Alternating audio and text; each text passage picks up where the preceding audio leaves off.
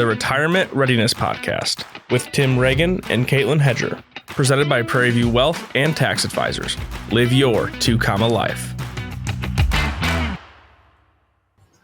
Hi, and welcome to this episode of the Kickstart program by Prairieview Wealth and Tax Advisors. Joining me as always is Kaitlyn Hedger, head of our Kickstart program, a financial advisor here, and overall rock star. Yep, that's right. I was going to say all around awesome. So I guess we're the same. Who runs the world? Girls. That's right. So the last couple episodes we've covered, several of the steps along the journey. This is the Kickstart program is that 25 to 35 year age group, but it's really meant to kind of be all encompassing. Let's look at everything and make sure that you're kickstarting your 2-comma life as soon as possible. And so this episode probably seems a little bit odd to me because we're talking about a young age group, but like you're bringing up estate planning.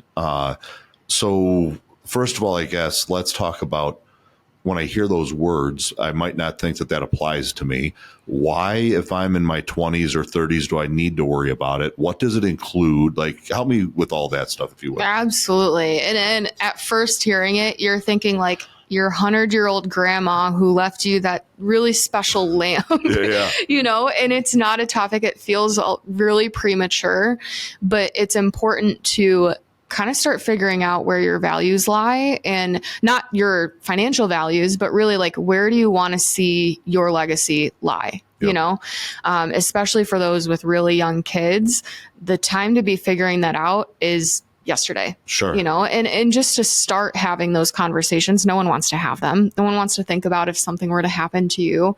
But lack of planning in that area can really cause a lot of chaos for your family members or your loved ones in general. Yeah. And so when we say estate planning, what kind of stuff does that mean? What are you preparing for me, or what does that look like? Yeah. At its base, we're going to for sure take a look at a will, and we're going to put together your powers of attorney. Now, everybody knows what a power of attorney is, right? I have one of those. So we're going to take a look at what's called a financial power of attorney and also a healthcare power of attorney. What a power of attorney does is it's only good while you're alive.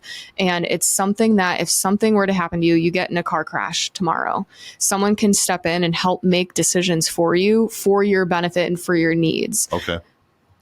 Very important. Yeah. And so when you say healthcare, that means like you have somebody helping to make decisions at a hospital or medical procedure stuff. But like, what does the finance part do? Like, so I get power of attorney to, do the surgery. Mm-hmm. What about power of attorney when you talk about finance? Like, what does that do? Well, and if you think about it, let's say you have a huge medical bill because you were in a crash, but you're still in a coma. I mean, this is an extreme example, but you're in a coma. You can't pick up the phone and say, Kaitlyn, I need this money.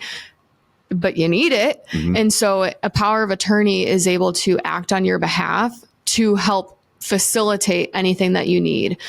So they can call us and say, A, tell us what happened, and B, help give you the care that you need if there are financial things that need to be taken care of while you're incapacitated. And so can they pay my bills? And absolutely. They make sure that your life coming out of whatever medical situation is, you could go back to quote unquote normal. Yep. Mm-hmm. And so that's those things. And then you talked about like a will. So I get the idea, like a will kind of says, where does my money go when something happens to me? But if I have young kids, is it just they get a check? How does that work? Or what do people usually do with that? Yeah, there's a couple different things. I mean, one route to take is potentially setting up a trust. And so that trust is going to establish a guardian. So if something happens to you and mom and dad, what happens with the kids? You want to set those in stone now, because otherwise it's kind of up to the... Well, and really, like if my understanding is right, you're doing both and, right? You have a guardian of the person, and then you have a guardian of the money. And like those can be two separate people, right? And so like the guardian of the person is what you're talking about now, and like who's going to make sure that these kids are raised in the way that mom and dad would have wanted them raised. Well, and the other thing too to think through, when we talk about starting to have these conversations, is what do you want your legacy to do? So a lot of times people might think, well, it all goes to the kids. Why do I need to establish anything special? Well, do you want your 18-year-old to inherit a bunch of money right at the time that they turn 18? Sure. I couldn't be trusted with money when I was 18, so walking through, do I want them to potentially have a college degree, or do we want to spread that out over a period of time? Maybe they get a chunk when they're 18, a chunk when they're 20, a chunk, whatever, starting to have those conversations of who are my kids, and how do we put this together? How do I make sure that when I'm gone, my wishes are carried out appropriately? Well, and the hardest part for us when we went through that, like with our kids, it really comes down to like the money stuff usually works itself out. Like I know I don't want them to get it all in a lump sum. I want them to get some maybe when they get married, when they graduate college or to go to college, and then maybe some at 30 or whatever it is. Like people can usually work that out. But I think the hardest part is then the guardian of the person, right? Like who's going to take care of the kids? It's like maybe I really love my brother and sister. My brother though doesn't live by me, and my sister doesn't have the same path of raising kids as me or whatever. I mean, that's really kind of hard stuff to think through. Well, and I'm there to be your guide to walk through all the different scenarios of what could happen, what you want to see happen. We're going to talk about a lot of things that you're going to say, I didn't even think about that, and just walking through knowing your goals, knowing your values. How do we lay that out? How should it read? Yeah. And just to be clear, like we're not drafting those documents. You've got a partnership with the law firm that does it, but they're just meeting with us. They don't have to worry about like, now I have to go, great, I did all this work, now I have to go find a lawyer. Like that's something that they can just work through you to. Exactly. This is one of the biggest benefits of the Kickstart program. Just having that relationship that you and I can walk through this, and we're going to put that together and we can put it in place. Yeah. And so help me to then think through, let's say I don't have kids, I'm 30. Do I still need to have a will? Is that important? And why is that important? Like, help me to think that through. You do. And part of that is you want to be in control of what happens to your stuff, right? If not, someone else is making that decision for you that might not understand your values, your wishes, the legacy that you're trying to leave. So you want to outline those directions, those instructions.